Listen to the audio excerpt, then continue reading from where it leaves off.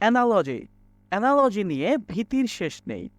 আজকে আমরা অ্যানালজি নিয়ে কিছু প্রশ্ন সলভ করব এবং অ্যানালজি কী জিনিস সেই বিষয়টা নিয়ে জানব। মূলত অ্যানালজি হলো দুটো বিষয়ের মধ্যে সাদৃশ্য বা সম্পর্ক খুঁজে বের করা। যেমন এখানে আমরা দেখতে পাচ্ছি ট্রি, ফরেস্ট, এবং অপর আরেকটি পাশে দেয়া আছে যে স্টার এবং কোয়েশ্চেন মার্ক দেওয়া আছে। অর্থাৎ এখানে দেখতে পাচ্ছেন ট্রি এর সাথে ফরেস্টের সম্পর্ক বা সাদৃশ্য বোঝাচ্ছে, অপরদিকে স্টারের সাথে এখানে যে অপশনগুলো আছে সেখান থেকে সম্পর্কযুক্ত আরেকটি অপশন আপনাকে খুঁজে বের করতে হবে। তাহলে নিশ্চয়ই বুঝে গেছেন যে অ্যানালজি বিষয়টা হচ্ছে মূলত একটি সম্পর্ক বা সাদৃশ্য খুঁজে বের করা, যেটা আপনার প্রশ্নে উত্তর আকারে দেয়া থাকবে। তাহলে আমরা ১ নম্বর প্রশ্নটি সলিউশনের দিকে যাই। প্রথমত আমরা এখানে দেখতে পাচ্ছি ট্রি, ফরেস্ট। ট্রি, ফরেস্ট, এখানে দেখুন যে অনেকগুলো ট্রি মিলে একটা ফরেস্ট হয়, বা অন্যভাবে চিন্তা করলে এটা এমন হয় যে ট্রি হচ্ছে ফরেস্টের একটা অংশ। ঠিক একইভাবে আমরা এখানে দেখতে পাচ্ছি স্টার আছে, স্টারের পাশে কোয়েশ্চেন মার্ক দেওয়া আছে। তাহলে আমাকে এখানে সম্পর্কটা বের করতে হবে। দেখুন এখানে অপশন হিসেবে দেওয়া আছে স্কাই, গ্যালাক্সি, সান, প্ল্যানেট। সো এখানে আমরা দেখতে পাচ্ছি স্টার, স্কাই দিলে কিন্তু হচ্ছে না, কারণ স্কাইয়ের একটা পার্ট হয়তো বা স্টার হতে পারে, কিন্তু এটা স্পেসিফিক এর চেয়ে ভালো অংশ আমাদের এখানে থাকতে পারে। তো সেকেন্ডটা দেখি যে বলছে গ্যালাক্সি। গ্যালাক্সি, হ্যাঁ গ্যালাক্সি, গ্যালাক্সি এটা হতে পারে। তাহলে পরেরটায় আসি সান। সান এবং স্টার অনেকটা কাছাকাছি, এটা দুটাই পুরো মহাবিশ্বের বা মহাকাশের একটা অংশ।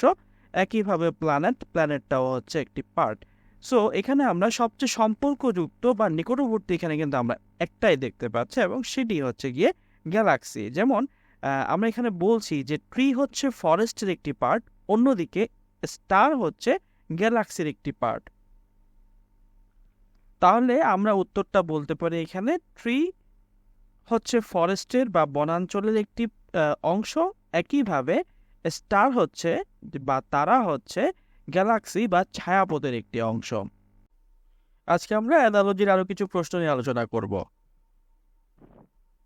আমাদের ২ নম্বর প্রশ্নটিতে দেখতে পাচ্ছেন যে দেয়া আছে candle, light, oven, question mark. তাহলে এখানে কি আনসার হতে পারে? প্রথমে আমরা রিলেশনটা বুঝি বা সম্পর্কটা বুঝি। এখানে সম্পর্কটা আমরা যদি ক্যান্ডেলের সাথে লাইট বা আলোর সম্পর্কটা বুঝি, তাহলে আমরা এইভাবে চিন্তা করতে পারি। ক্যান্ডেল লাইট উৎপাদন করে বা প্রডিউস করে, ঠিক একইভাবে ওভেন তাহলে কি প্রডিউস করে, এই জিনিসটা বোঝানো হবে। ক্যান্ডেল লাইট প্রডিউস করে, ওভেন কি প্রডিউস করে? তাহলে অপশনগুলো একটু দেখা যাক। হিট অর্থাৎ তাপ উৎপন্ন করে, ফুড ফুড উৎপন্ন করে, এমন কি হতে পারে? ওভেন ফুড কি সরাসরি উৎপন্ন করে?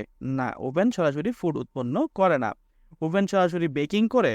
না, এমনও কিছু করে না। ওভেন কি গ্যাস উৎপন্ন করে? না। তাহলে এখানে আমরা বুঝতে পারছি যে ওভেন সরাসরি হিট বা তাপ উৎপন্ন করে। তাহলে আনসারটা হচ্ছে আমাদের ক্যান্ডেল লাইট প্রডিউস করে, ওভেন হিট প্রডিউস করে। তাহলে আনসারটা হচ্ছে এটাই, যে এ, হিট।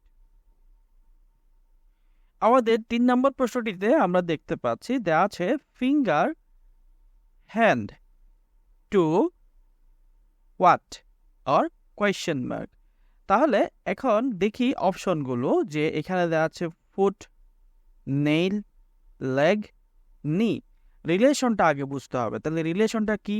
ফিঙ্গার হচ্ছে হ্যান্ডের একটি পার্ট, ঠিক একইভাবে টুটা কিসের পার্ট? তো ফুট পা, নেইল নখ, লেগ এটাও পা, এটা হচ্ছে পায়ের পাতা আর কি, ফুটত্ব পায়ের পাতা। আর এখানে নি কনুই বা হাঁটু, এটাকে বোঝানো হচ্ছে। তাহলে এখানে আমরা সম্পর্কটা খুব ইজিলি ধরে ফেলতে পারছি। এটা অনেক সহজ একটি প্রশ্ন। ফিঙ্গার হাতের একটি পার্ট, টু তাহলে পায়ের পাতার একটি পার্ট। তো আনসারটা হচ্ছে গিয়ে এ। আনসারটা হচ্ছে গিয়ে এ। ফুড। আমরা এখন 4 নম্বর প্রশ্নটি দেখি। আসলে এই প্রশ্নগুলো যেগুলো একদম বেসিক লেভেলে দেওয়া হয়েছে ইনিশিয়াল স্টেজে, আপনারা এগুলোর মাধ্যমে রিলেশনশিপটা বোঝানোর জন্য সহজ করে দেওয়া হচ্ছে। তো আমরা এখানে দেখি এই জিনিসটা ওয়ার্ড, সেন্টেন্স আর পেজ, ওয়ার্ড, কোয়েশ্চেন মার্ক। রিলেশনটাই বুঝি। ওয়ার্ড হচ্ছে সেন্টেন্সের একটা পার্ট, ঠিক একইভাবে পেজ কিসের পার্ট এই জিনিসটা বের করতে হবে। তো আমরা নিচ থেকে আসি। এসে একটা রচনার পার্ট কি পেজ হতে পারে? না, এই রিলেশনটা ঠিক যাচ্ছে না। চ্যাপ্টার, অধ্যায়ের একটা পার্ট, না এটাও খুব একটা যাচ্ছে না। প্যারাগ্রাফ, কোনো একটা প্যারার পার্ট, এটাও যাচ্ছে না। বুক, হ্যাঁ এই বুকের সাথে হচ্ছে এই আনসারটা যাচ্ছে। আমরা যদি বলি যে পেজ হচ্ছে বুকের একটা পার্ট, ঠিক একইভাবে ওয়ার্ড হচ্ছে সেন্টেন্সের একটা পার্ট,